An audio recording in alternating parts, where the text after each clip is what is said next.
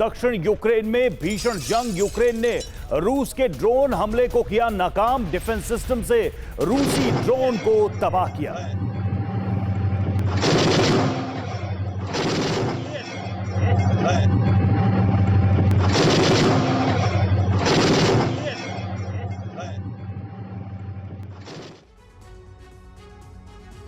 और रूस के विध्वंसक हमले का वीडियो सामने आया है। खेरसॉन में क्रूज मिसाइल हमले का वीडियो सामने आया है। रूस ने यूक्रेनी हथियार डिपो पर किया हमला। रूसी हमले में हथियार डिपो पूरी तरह से तबाह।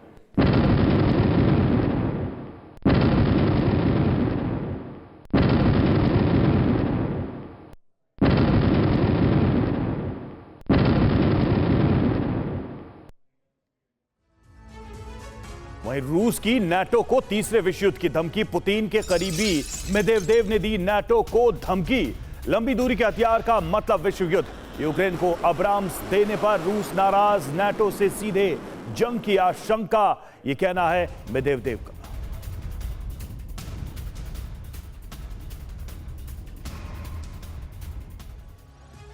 तो क्या है रूस की तरफ से चेतावनी, जो ऐसा लग रहा है कि विश्व युद्ध की बड़ी चेतावनी है। बड़ी खबर यही है कि दिमित्री मेदवेदेव ने तीसरे विश्व युद्ध की धमकी दी है।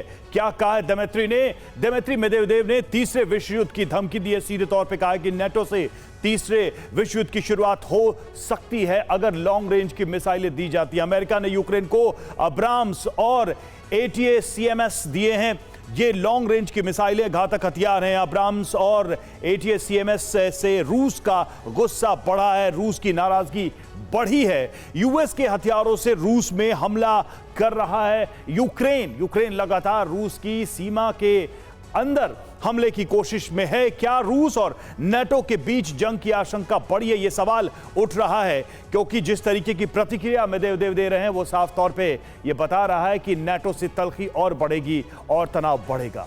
तो विश्व युद्ध की घंटी अब्राम टैंक्स की वजह से बजी है, और ये अब्राम टैंक्स अमेरिका ने यूक्रेन को दिए हैं, जिसके बाद एटमी जंग की आशंका बढ़ गई। आखिर क्यों अब्राम जंग में गेम चेंजर साबित हो सकता है, और क्यों इसके आने से परमाणु युद्ध शुरू होने के आसार बढ़ गए? देखिए इस रिपोर्ट।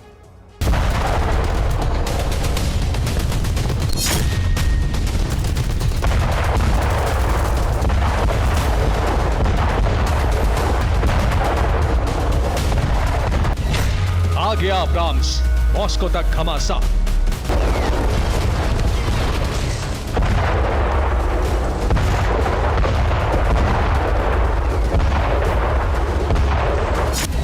अब जंग न्यूक्लियर की फॉर एटमी टेरर।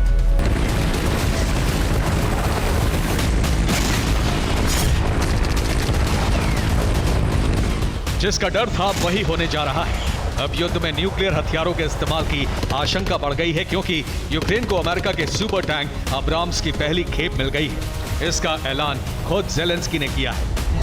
अमेरिका के अब्राम्स टैंक ही पहुंच गए हैं। मैं वॉशिंगटन का शुक्रिया अदा करता हूं। कम क्षमता वाले यूरेनियम शेल दागने की काबिलियत रखने वाले अब्राम्स टैंक के आने से यूक्रेन रूसी ठिकाने पर बड़े हमले कर सकता है। साथ ही यूक्रेन का सुरक्षा घेरा भी मजबूत हो जाएगा, क्योंकि अब्राम्स कई खूबियों से लैस है।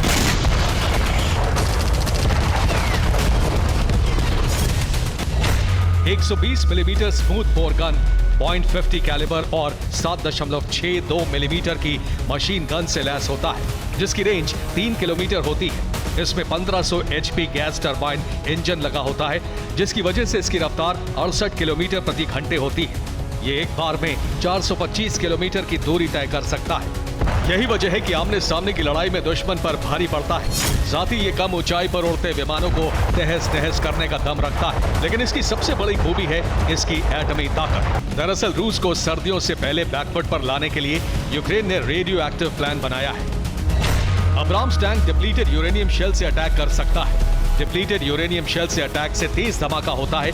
साथ ही टारगेट पर गिरने के बाद उससे 538 डिग्री हाई टेम्परेचर आग की लपटें भी निकलती हैं। यानी यूरेनियम से भरे गोले दुश्मन के टैंक और आर्मर्ड व्हीकल को पूरी तरह ध्वस्त कर सकते हैं। इसलिए अब्राम्स टैंक की खेप के साथ यूक्रेन को डिप्लीटेड यूरेनियम शेल भी दिए जा रहे हैं, जिससे वो रूस के टैंक और आर्मर्ड व्हीकल्स को नुकसान पहुंचा सके।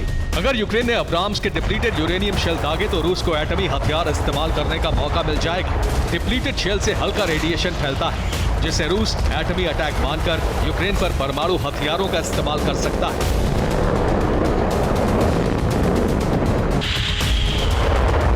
यानी यूक्रेन का रेडियो एक्टिव प्लान उसी पर भारी पड़ सकता है।